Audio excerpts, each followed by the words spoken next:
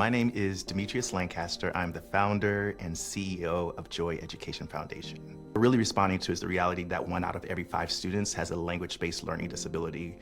In our schools, we haven't really thought thoughtfully about how we collaborate to address that.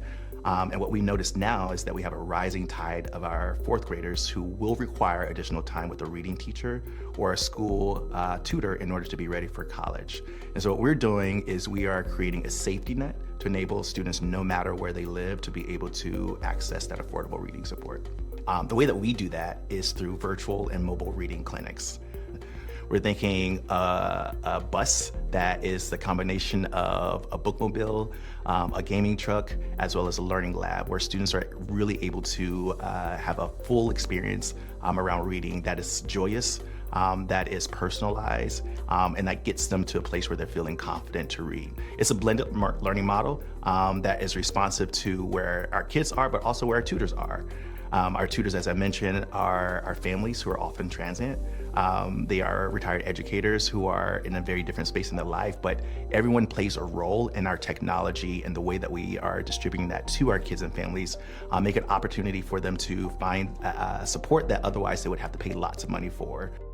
We're using those buses to float literally between your Boys and Girls Club, your library, your YMCA, your Parks and Rec, to provide spaces for kids to be able to access that live support. We know that historically, many of our families have relied on these institutions to provide additional care and support for our students. I myself, as a former reading teacher and school leader, I learned how to read between a partnership with the church and a Boys and Girls Club. And so we know that our community partners are available, have capacity, have assets and resources. What we're really doing is creating additional tools to enable them to do really focused support alongside schools and families in ways that they haven't been able to do before. What we're talking about is Boys and Girls Clubs being able to do more than just homework help in the afternoon, but really are able to work alongside their local school to move the needle on school reading proficiency. That's what we need to see happening across many of our communities. The work that we're doing in Virginia is a model for what we want to see happening across the U.S., where our schools, our families, and our community partners have the tech tools, have the human relationships, have the approach to be able to address any unmet reading needs locally. And so that's the real heart behind the work that we're doing in terms of our community-centered work. This work can happen in schools. What we're doing is we're taking an evidence-based school approach that usually is relegated to the walls of the schools. We're taking it outside of the schools to make sure that it's available for any student or family, no matter your relationship to schools.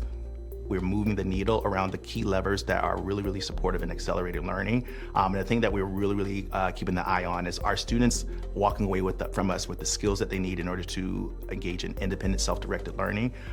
Do they find joy in it? Are they becoming lifelong learners? That's the real goal about the work that we're doing, is to make sure that students are having an experience that continues to accelerate, that continues to pay dividends to them as they go throughout their lives as well.